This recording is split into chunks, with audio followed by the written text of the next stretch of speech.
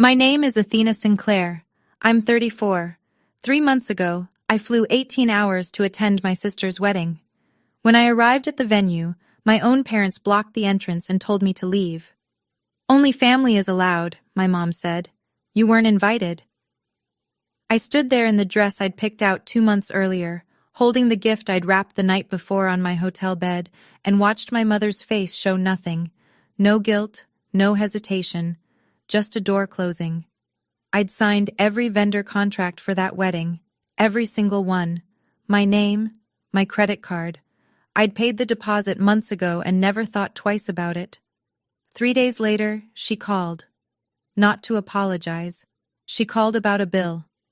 $38,000. And what I said next, she didn't expect it. Before I tell you what happened, please take a moment to like and subscribe, but only if you genuinely enjoy this story. Also, drop your location and local time in the comments. I'd love to know where you're listening from. Now, let me take you back to last November. The day my sister announced her engagement. It was a Tuesday evening in London. November rain tapping against my apartment window. My phone buzzed with a FaceTime request from Brooke, my younger sister, 26, freshly graduated, still living 10 minutes from our parents in Cedar Bluff, Tennessee. I picked up. Brooke's face filled the screen, glowing.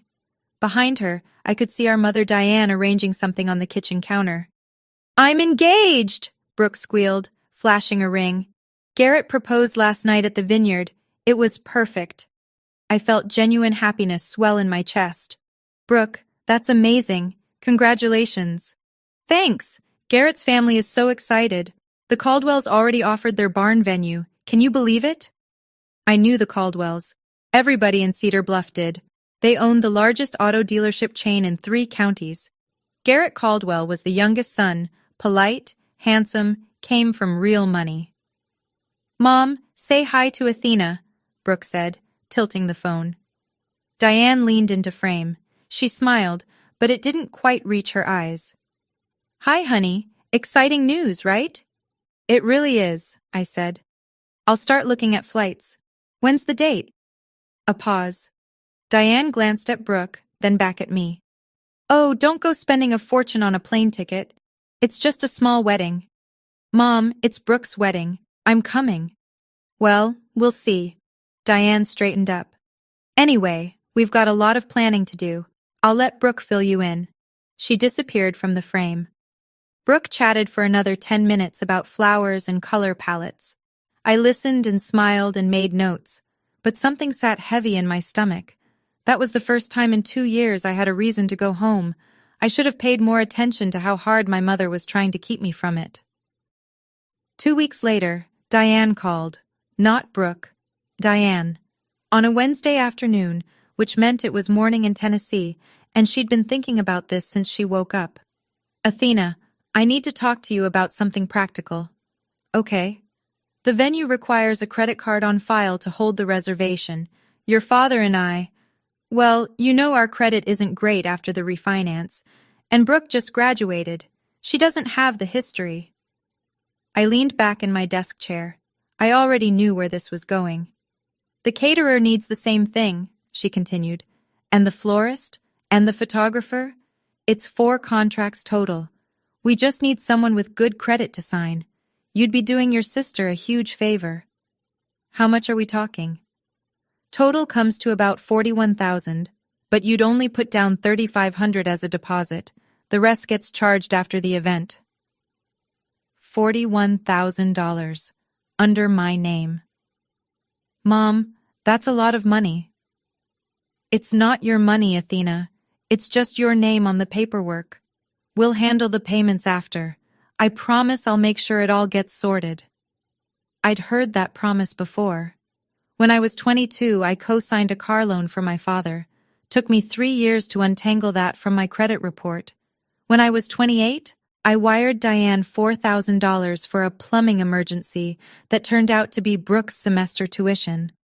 But this was my sister's wedding, and I was the older sister, the one with the stable job, the good credit score, the London salary. "Fine," I said. "Send me the contracts." I told myself this was what family does. I signed every document that week without reading the fine print twice. Over the next 3 months, the wedding took shape, and I watched it happen from the outside. Brooke created a group chat called Caldwell Wedding Crew. I wasn't added. I found out about it when she accidentally forwarded me a message meant for the chat. A photo of bridesmaid dress options with the caption, "Vote, ladies." I wasn't one of the ladies. I called Brooke twice to ask about the dress code, the seating arrangement, whether she wanted me to prepare a toast. The first time, she said she'd get back to me. The second time, she let it go to voicemail and texted an hour later. "Super busy with planning. Talk soon." I called Diane to ask if there was anything else I could help with. She said, "Everything's handled, honey. You don't need to worry about a thing." I never received a formal invitation. Not a printed one, not a digital one, but I told myself that was normal. I was the sister. You don't send your own sister an invitation. She's family. She's automatically included. Then, 2 weeks before the wedding, Brooke posted a photo on Instagram. Rehearsal dinner at a restaurant in Cedar Bluff. Brooke in a white sundress surrounded by bridesmaids, Diane beaming beside her. The caption read, "My whole family, my whole world." I stared at that photo for 11 minutes. I counted. I wasn't in it. I hadn't been invited to the rehearsal dinner. I almost called, almost asked why, but I talked myself out of it. Maybe the rehearsal was just for the wedding party. Maybe they assumed I couldn't make it early. Maybe I was overthinking it. I set my alarm for the next morning. I had a flight to catch. I requested a full week of PTO. I only get 20 days a year, and I spent 5 of them on this trip. My round-trip ticket, London to Chicago, Chicago to Nashville, cost $1,400. The hotel in Cedar Bluff, 4 nights at the only decent place in town, $680.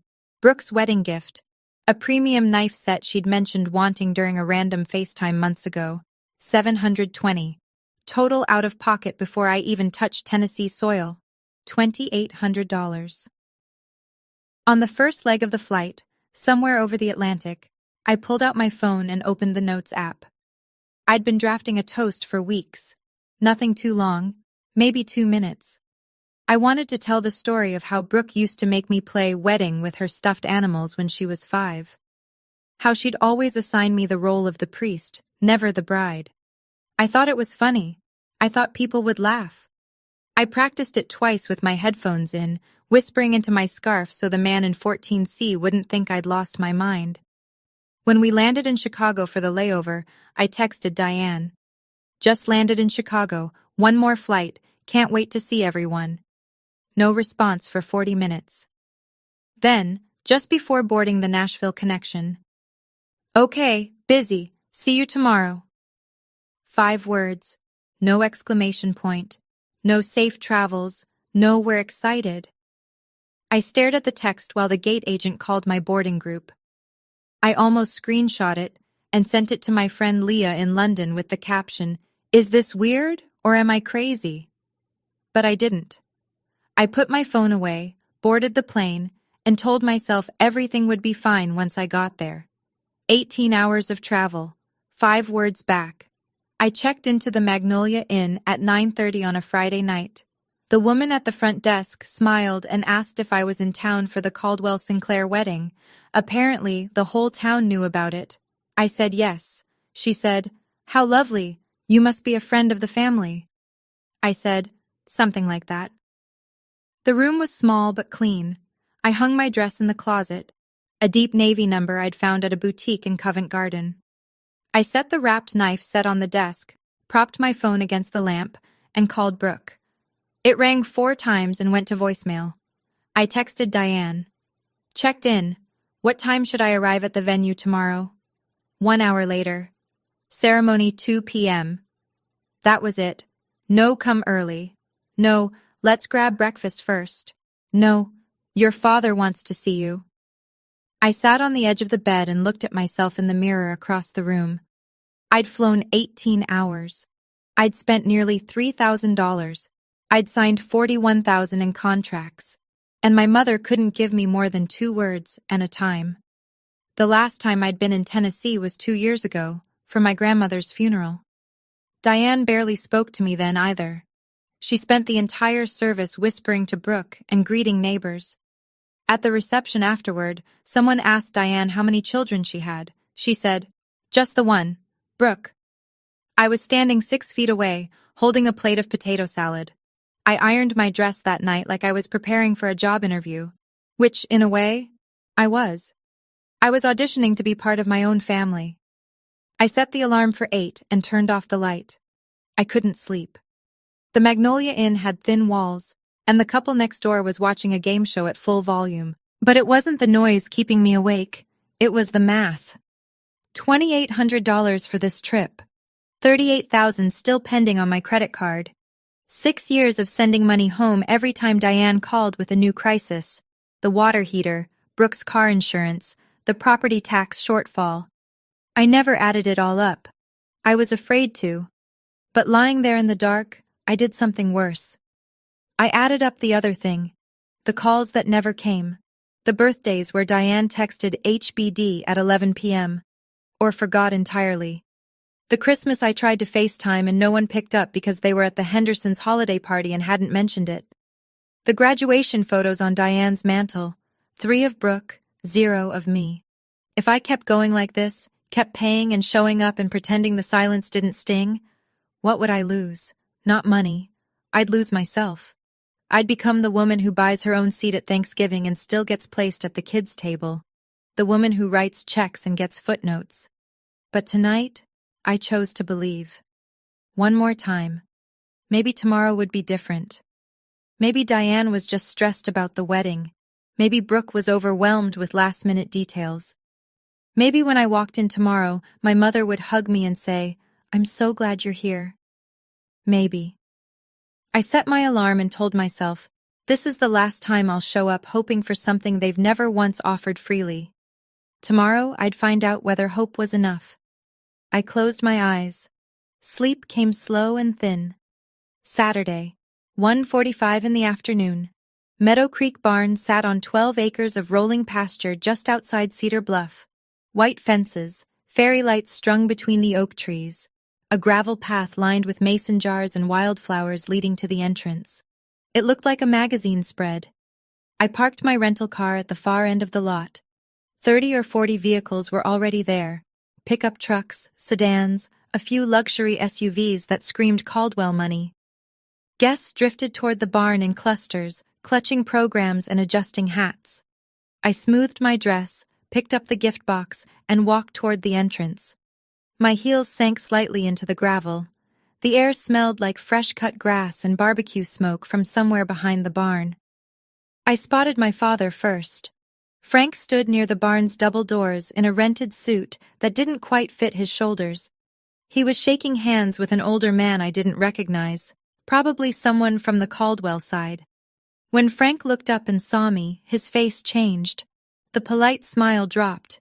His eyes went wide, then narrow, then down at his shoes. He didn't wave, he didn't walk toward me. He turned and went inside. I kept walking. 15 yards from the entrance. 10, 5. The double doors opened from inside, and my mother stepped out. Diane wore a mother-of-the-bride dress in champagne silk. Her hair was done. Her makeup was perfect. Her jaw was set like concrete. She stopped directly in my path, hands clasped in front of her, not open, not welcoming. A barricade. "Athena." Her voice was low, controlled. "Hi, Mom. I made it."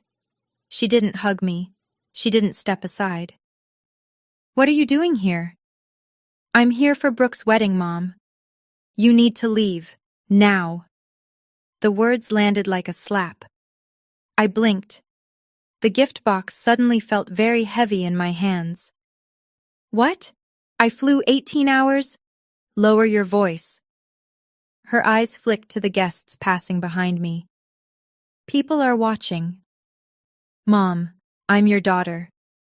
Diane stepped closer, close enough that I could smell her perfume, the same Estee Lauder she'd worn my entire life. Her voice dropped to a whisper that cut deeper than any shout. "Only family is allowed inside. You weren't invited. I stood there. The gravel shifted under my heels. A couple in their 60s walked past, glancing at us. The woman smiled politely. Diane smiled back. The second they passed, her face reset to stone. Not invited? I said. I signed every contract for this wedding. I paid the deposit. This isn't about money. This is about what's appropriate. Appropriate? Athena, please, don't make a scene. Behind her, through the half-open barn door, I could see white chairs arranged in rows. Garlands of eucalyptus draped from the rafters. A string quartet warming up near the altar. Everything I'd funded with my signature. Frank appeared in the doorway. He looked at Diane, then at me, then at the ground. He put his hands in his pockets and said nothing. Absolutely nothing. From inside, a woman's voice called out. Warm, southern, confident. Diane? Who's that? Everything all right? I saw Diane's spine straighten. I saw her paste on a fresh smile before she turned halfway toward the voice. And that voice, I'd learn in about 3 seconds, belonged to Margaret Caldwell, the groom's mother, the woman who'd been told my mother only had one daughter. Margaret Caldwell stepped through the barn doors in a lavender dress and pearls. She was tall, silver-haired, the kind of woman who runs the church auction and the county fundraiser and still has time to arrange her own flowers. She carried herself like someone who'd never been embarrassed in public, not once. Diane, everything all right out here? Margaret's gaze landed on me. She smiled, open, expectant. Diane turned on like a switch. Her voice went honey-warm. Oh, it's nothing, Margaret. Just a distant relative who got the wrong venue. Happens with these big events. Distant relative. She said it while looking right at me. Margaret studied my face. Oh, I thought you only had one daughter, Diane? The silence lasted maybe 2 seconds. It felt like 20. Diane laughed, a bright, brittle sound.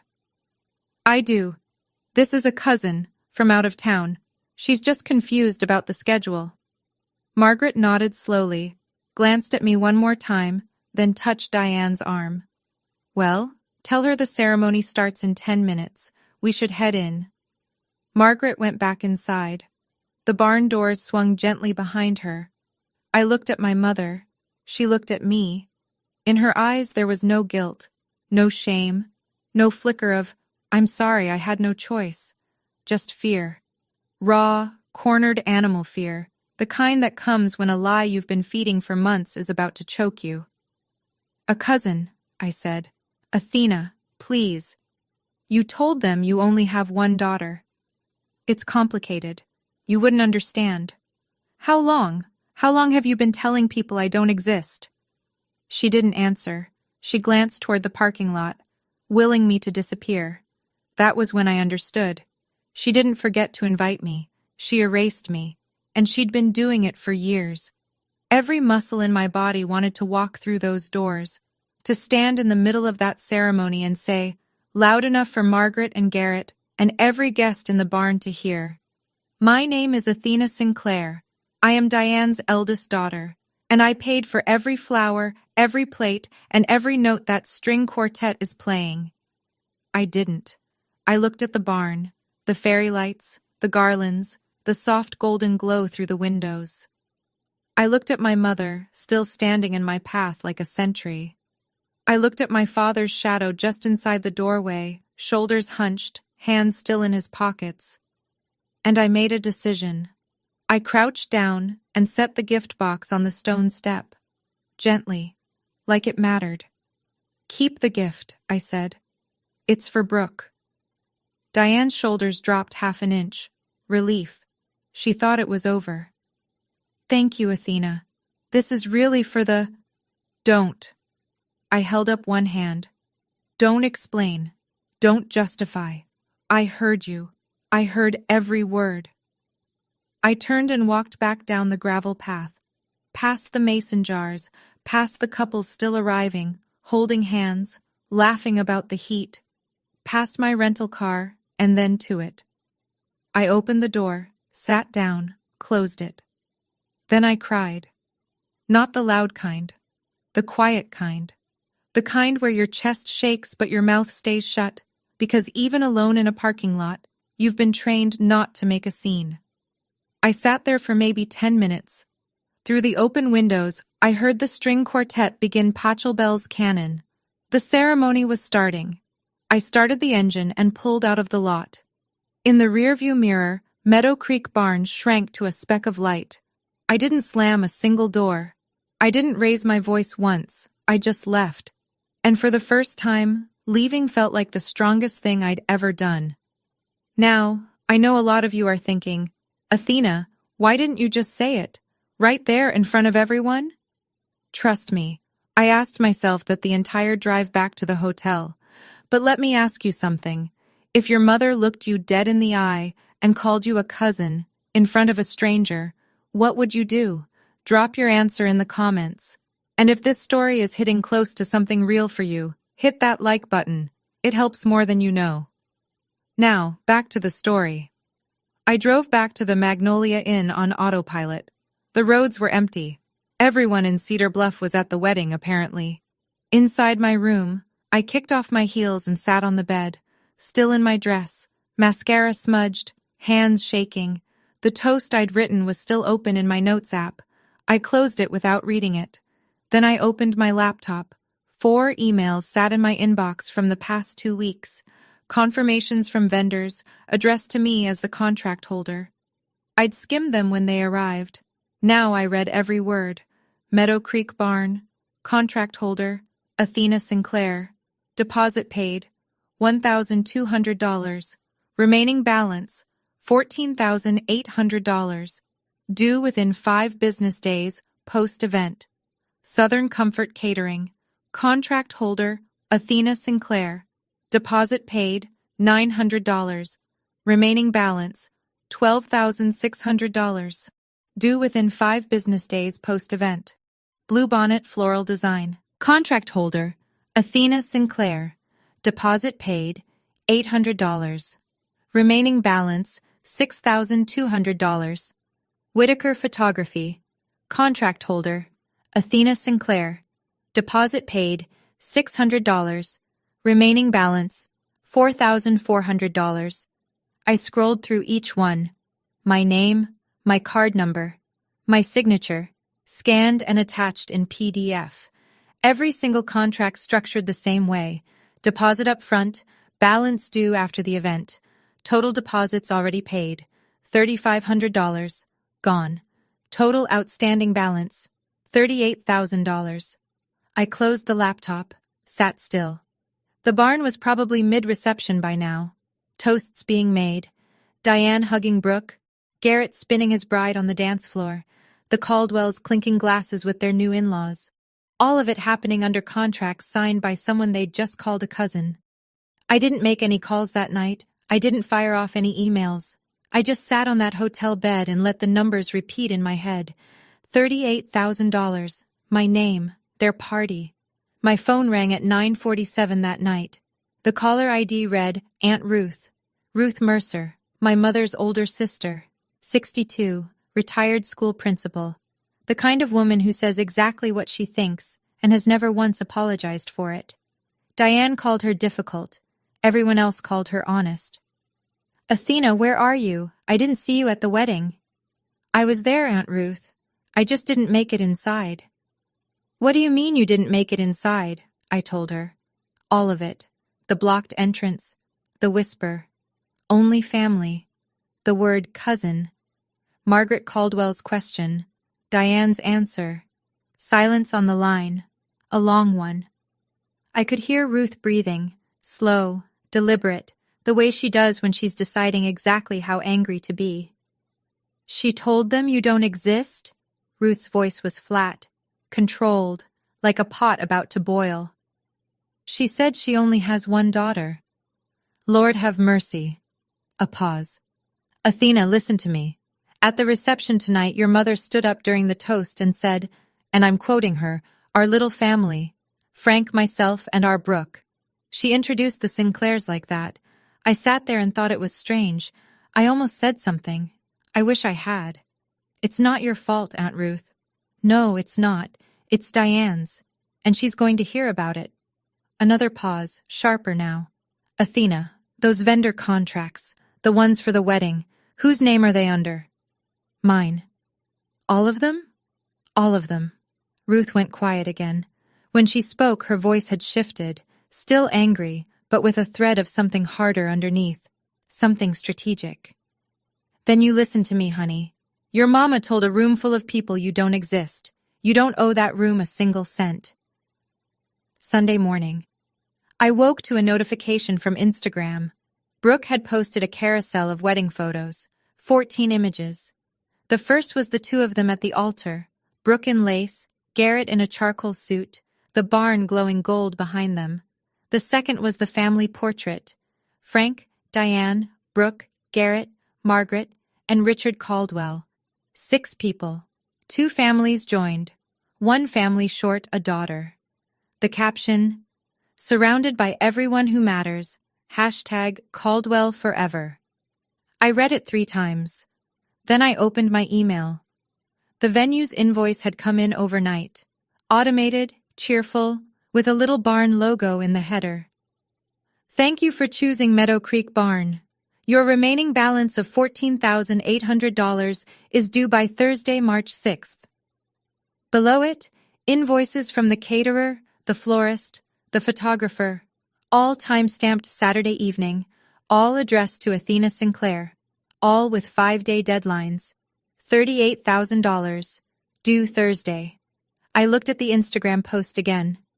Everyone who matters. Then I looked at the invoices.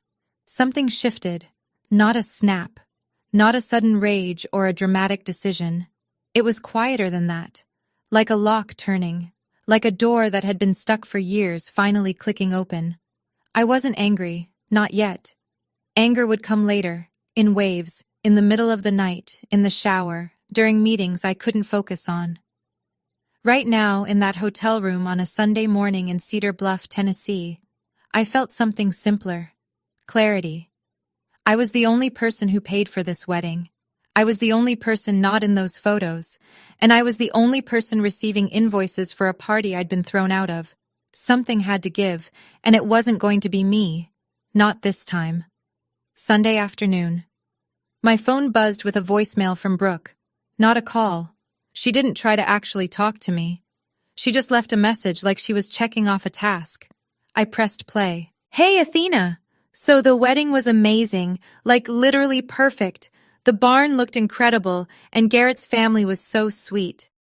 Anyway, sorry things were kind of weird yesterday. Mom said it was for the best, and honestly, I think she was right. It would have been a lot to explain. But I just wanted to say thanks for helping with the vendor stuff. Seriously, you're the best big sis. Let's catch up soon, okay? Love you. I listened to it twice. Sorry things were kind of weird. Not, I'm sorry Mom turned you away at the door. Not, I should have stood up for you. Not, I had no idea. I would have fought for you. Mom said it was for the best. Brooke knew. She knew before the wedding. She knew Diane was going to turn me away, and she signed off on it. She probably helped plan it. And then that last line, you're the best big sis. I used to love hearing that. It made me feel valued, like all the sacrifices meant something. But sitting in that hotel room, mascara from yesterday still faintly smudged on the pillowcase, I heard it differently. She calls me that when she needs something. Only when she needs something. I didn't call her back. I didn't text. I set my phone face down on the nightstand and stared at the ceiling. The invoices were due Thursday. My family had just told 120 people I didn't exist, and my sister had left me a voicemail that said thanks for paying. I had 4 days to decide who I was going to be. Sunday night, Magnolia Inn. The game show couple next door had checked out. The hallway was dead quiet. I sat cross-legged on the bed with my laptop open and typed into the search bar. Am I legally responsible for vendor contracts I signed for someone else's event? The answers were consistent. The person whose name is on the contract holds the legal obligation. But the person whose name is on the contract also holds the authority. I could authorize payment. I could decline it. I could redirect the invoices to the party that received the services. I picked up my phone and called Meadow Creek Barn. It rang 3 times. Meadow Creek, this is Julie. Hi, Julie. My name is Athena Sinclair. I'm the contract holder for the Caldwell Sinclair event this past Saturday. Oh yes, Ms. Sinclair. Beautiful event. What can I help you with? I need to inform you that I will not be authorizing the final payment on this contract. I was not present at the event, and I'm formally requesting that the outstanding balance be redirected to the event hosts. A pause. Oh, okay. I'll need to pass this to our manager, but, can I ask, is there a dispute? No dispute. I'm simply not authorizing the charge. The invoice should go to the Sinclair family in Cedar Bluff. Julie took my email, confirmed the request, and said someone would follow up Monday morning. I hung up and called the caterer. Same script, same calm voice, same result. Then the florist. Then the photographer. 4 calls. 12 minutes total. I didn't yell. I didn't threaten. I didn't explain why. I just said one word over and over, politely and firmly, no. When I was done, I closed my laptop, brushed my teeth, and slept through the night for the first time in 2 days.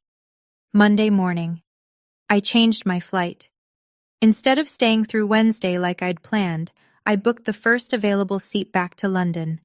A 6 a.m. departure through Atlanta. I packed in 10 minutes. Checked out of the Magnolia Inn before dawn. The same front desk woman was on shift. She smiled and asked, "How was the wedding?" "Memorable," I said. The drive to Nashville took 2 hours. On the way, I passed through Cedar Bluff one last time. Main Street was quiet. Just the diner, the hardware store, the Baptist church where I got baptized at 12. I drove past the house I grew up in. The porch light was still on. I could picture what was happening inside. Diane at the kitchen table with coffee, still high on the reception. Frank reading the paper. The house full of leftover wedding cake and congratulations cards. My name not mentioned once. When I was 10, Diane told me, "Athena, you're the big sister. You have to be strong for Brooke." I'd been strong. For 24 years. I'd been strong through Brooke's childhood illness, the meningitis scare that reshaped our entire family dynamic. I'd been strong through every financial crisis, every unanswered call, every holiday I spent alone in London pretending the time difference was the reason, not the distance. I turned onto the highway and didn't look back. 18 hours later, I landed at Heathrow. Gray sky, drizzle, the most beautiful weather I'd ever seen. I turned on my phone in the arrivals hall. No missed calls, no texts. Nobody in Cedar Bluff had noticed I was gone or cared enough to check. But they'd notice soon. The vendors would start making calls by Tuesday. The invoices would land by Wednesday, and then my phone would ring. I was sure of that. Tuesday, 3 p.m. London time, 9 a.m. Tennessee. My phone rang. Mom on the screen. I let it ring 3 times. Then I picked up. "Athena, hi honey." Sweet, light, the voice she uses when she wants something. "How was your flight back?" "Fine." "Good, good.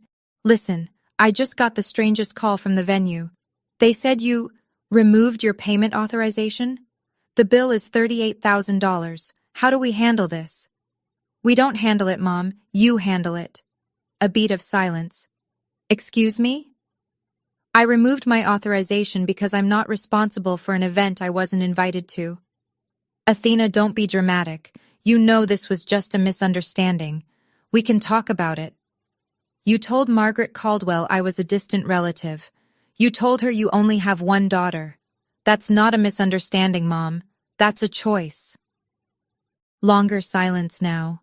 I could hear her breathing change, the sweetness evaporating. "After everything I've done for you," she said, "this is how you repay me? You raised me. I'm grateful for that. But you also stood in front of your daughter and told a stranger she doesn't exist. Those 2 things can both be true. You're blowing this out of proportion. $38,000, that's the proportion. Your father is stressed. His blood pressure. If something happens to him, that's on you. Dad stood right there and said nothing. He made his choice too. Silence. I could hear her swallow. You said I wasn't family, I said. So the family's bill is the family's responsibility. The line went dead. She hung up. No goodbye, no argument, just a click and silence. I set my phone on the kitchen counter and stared at it. My hands were steady. My heartbeat was normal. And the apartment was quiet. Really, genuinely quiet. For the first time in months. She called back 40 minutes later. Different tone this time. No honey, no sweetness. Full throttle. Do you have any idea what you've done? Yes. The venue is calling me. The caterer is calling me. I'm getting invoices forwarded to my email with your name crossed out and mine written in. Do you know how humiliating that is? I imagine it's about as humiliating as being called a cousin at your own sister's wedding. That is not the same thing. You're right. Yours cost $38,000. I raised you. I fed you. I drove you to school every single day for 12 years, and now, because of one little misunderstanding, you're going to bankrupt your own family? It wasn't a misunderstanding. Fine, Athena. You want to play this game? I'll tell everyone. I'll tell the whole town what kind of daughter abandons her family over money. Go ahead. I'd rather be the daughter you badmouth than the daughter you pretend doesn't exist. That stopped her. I heard her pull in a breath, sharp, involuntary, like she'd walked into cold water. You don't mean that, she said. Quieter now. I do. Another long pause. Then the final weapon, the one she always keeps in reserve. Your father could have a heart attack over this. If he ends up in the hospital, that blood is on your hands. There it was, the trump card, Dad's health, the guilt grenade. She'd thrown it at me when I moved to London, when I skipped Thanksgiving, when I stopped sending money without being asked. Dad's health is between him and his doctor, I said, not me and my credit card.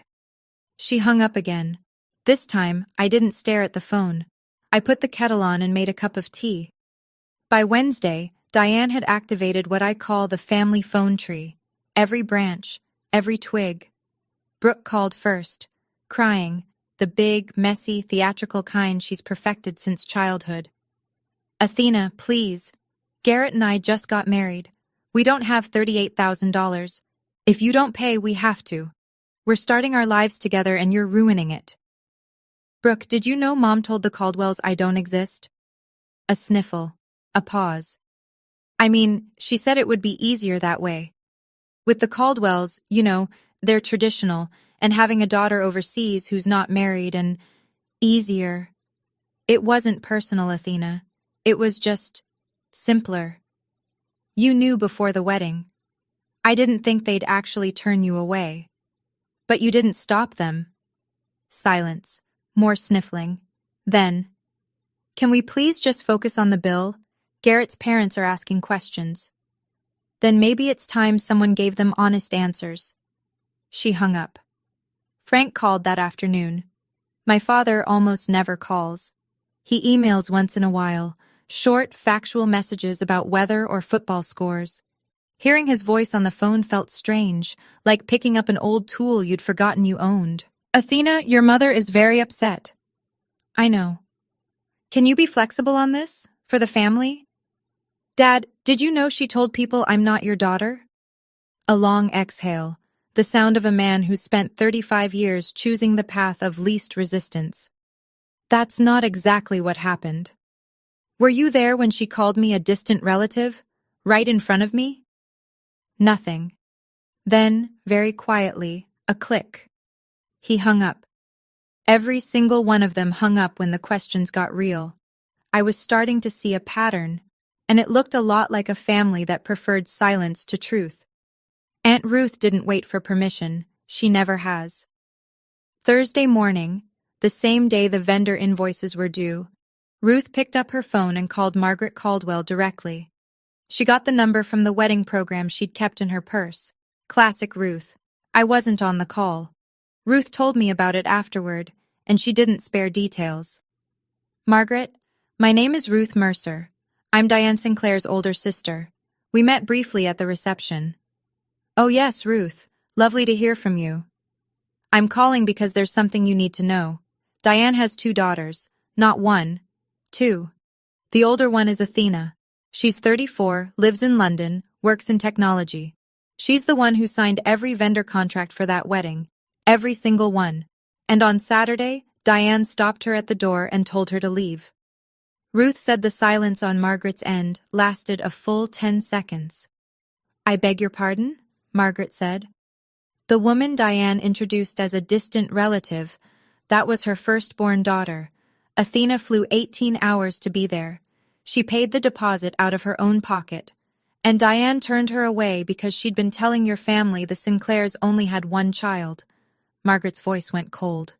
Thin. The kind of cold that comes from a woman who prides herself on knowing exactly who she's doing business with. Why would Diane do that? You'd have to ask her. But I can tell you this, that girl flew 18 hours, signed every check, and got turned away like a stranger at the door, and she still didn't make a scene. That's more grace than my sister deserves. Ruth said Margaret thanked her, said she needed to make some calls, and hung up. The fuse was lit, and Cedar Bluff was a very small town. I didn't ask Aunt Ruth to make that call, but when she told me she had, I felt something I hadn't felt in a very long time. I felt seen. For the first time, someone in my family said out loud, "What happened to you was wrong." I want to ask you something. Has anyone ever been that person for you? The one who broke the silence when no one else would? Or are you still waiting? Tell me in the comments, and subscribe if you want to hear how this ends. Back to the story. Thursday afternoon, I sat at my desk in my London apartment with a fresh cup of Earl Grey and systematically closed every open account. I emailed each vendor, Meadow Creek Barn, Southern Comfort Catering, Bluebonnet Floral, Whitaker Photography. The message was identical for all 4, written with the precision of someone who writes technical documentation for a living.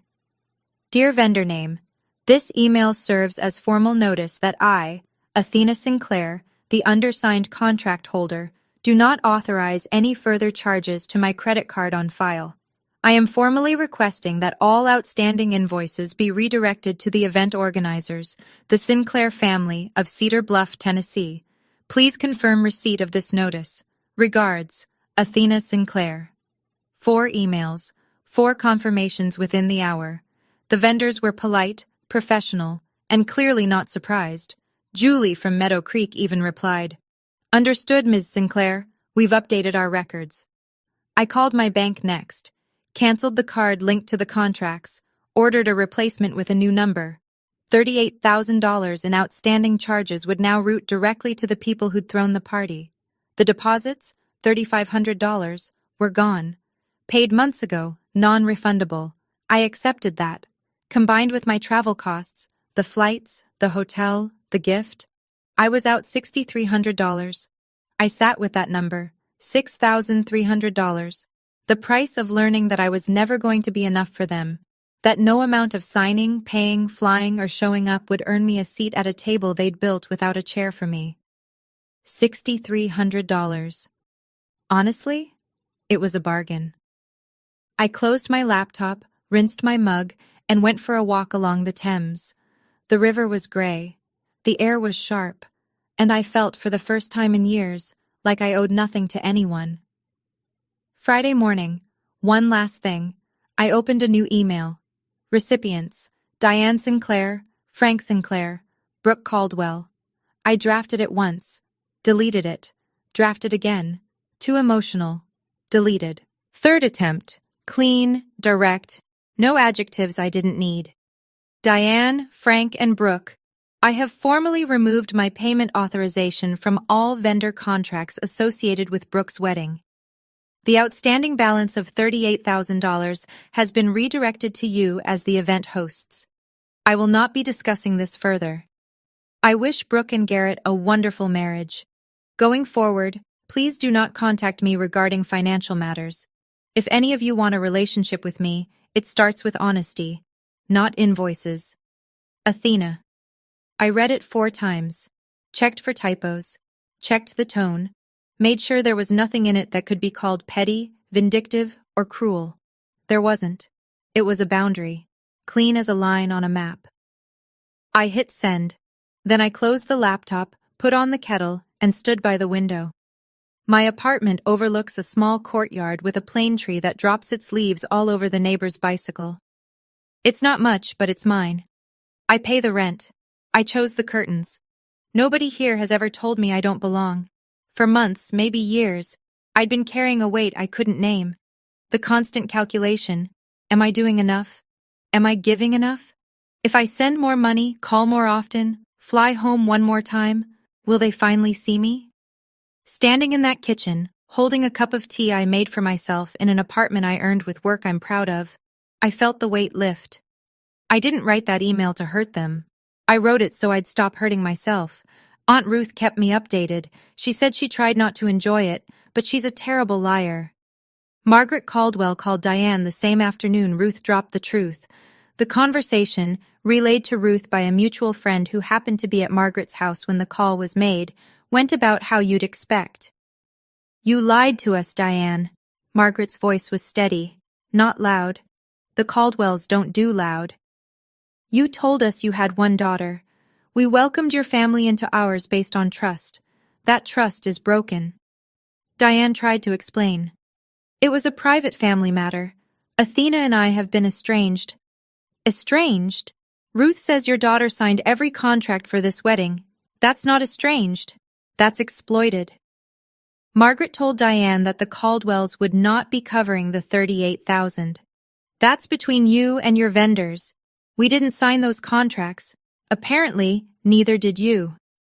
Garrett confronted Brooke that evening. Ruth got this part from Garrett's cousin, who heard it through the Caldwell grapevine, because Cedar Bluff has exactly one grapevine and everyone's on it. You have a sister? Garrett said. An actual sister? And she paid for our entire wedding? And your mother kicked her out? Brooke cried. It's complicated, babe. It's not complicated, Brooke. It's a lie. Your family lied to my family, on our wedding day. The newlyweds' first real fight happened 4 days into the marriage. Over a sister the groom didn't know existed, and a bill neither of them could afford.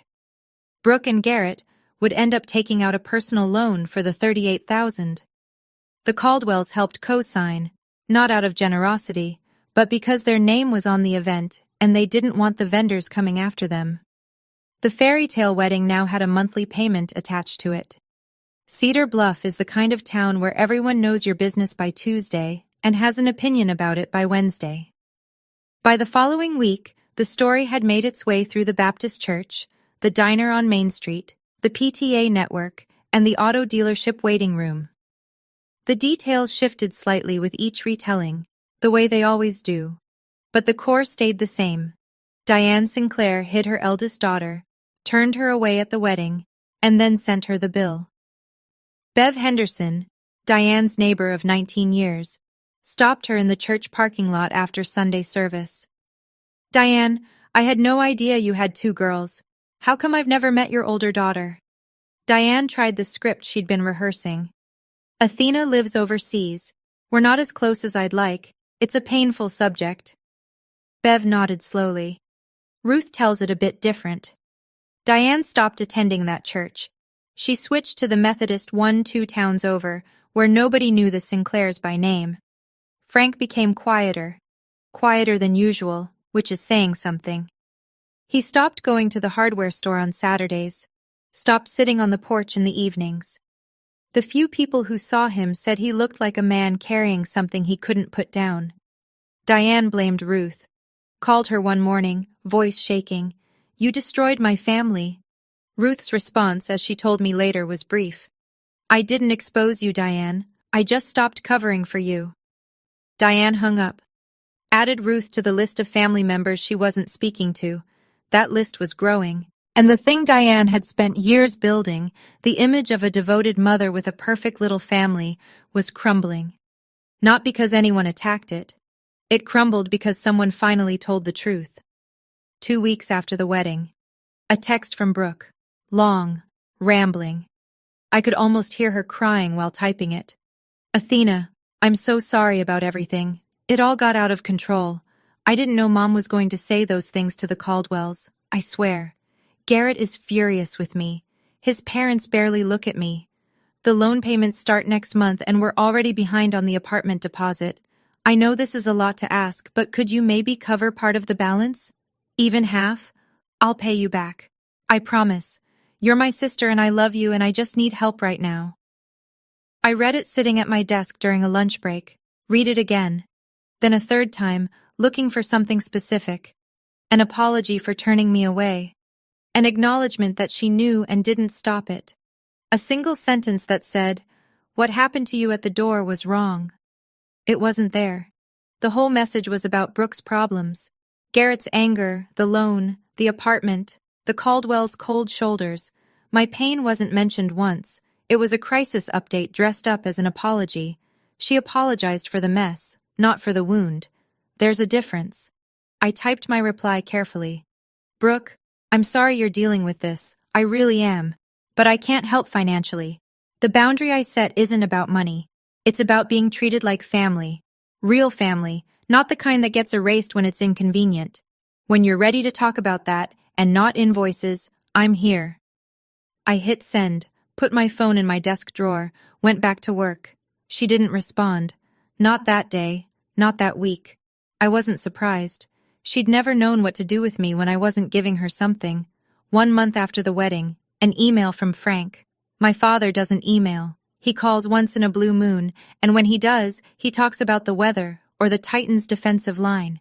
He has never, in my 34 years of life, written me anything longer than a birthday card. So when I saw his name in my inbox with the subject line from Dad, I sat up in my chair. Athena, I know I should have said something that day at the barn. I didn't. I stood there like a post while your mother handled it, and I didn't open my mouth. I don't have a good reason. I was a coward. That's the truth. Your mother and I are working on the bill with the vendors. We don't need your money. I'm writing because I wanted you to know I'm sorry. I should have walked you inside. I'll carry that. Dad. I read it 5 times. I read it at my desk, on the tube home, and once more sitting on my couch with the lights off. It wasn't perfect. It didn't fix anything. He didn't confront Diane. He didn't demand she apologize.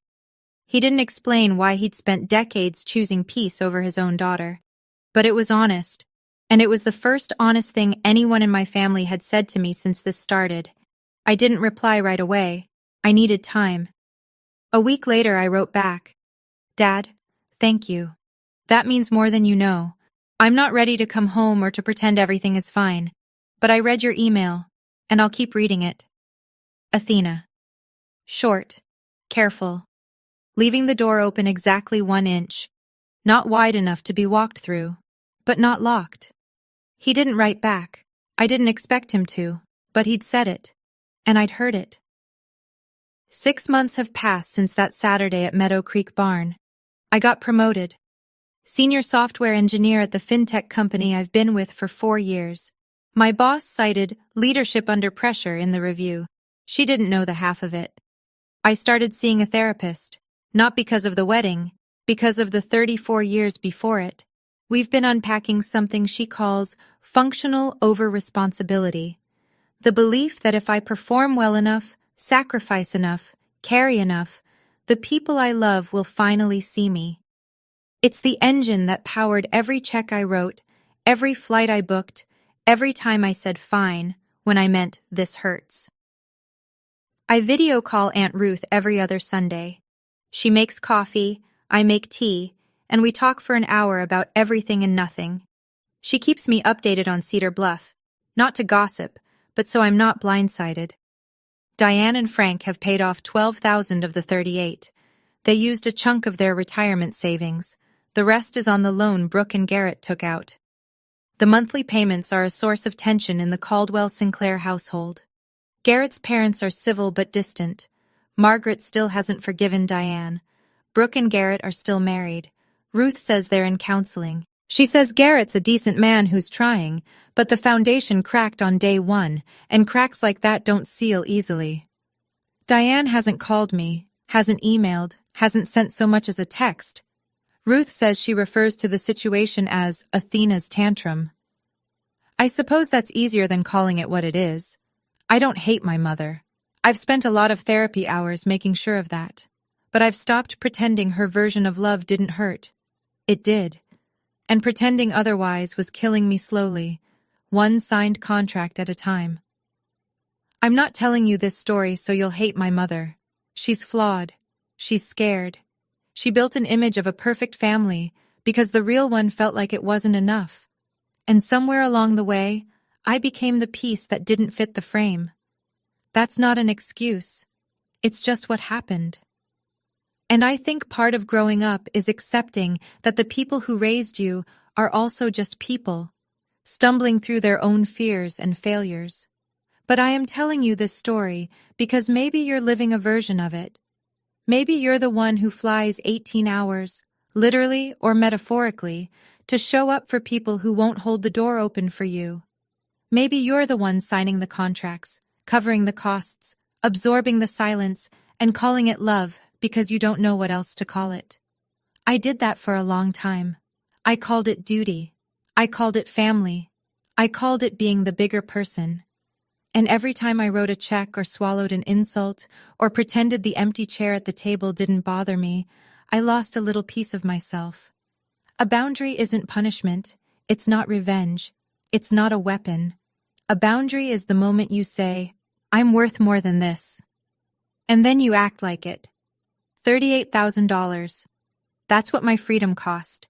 And I don't regret a single penny I didn't pay.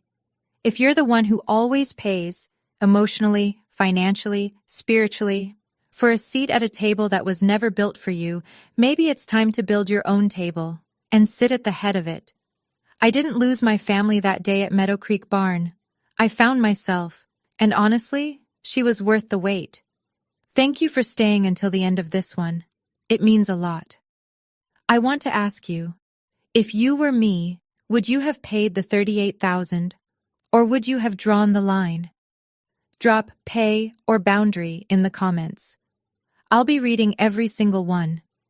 If this story touched something real in you, hit like and subscribe.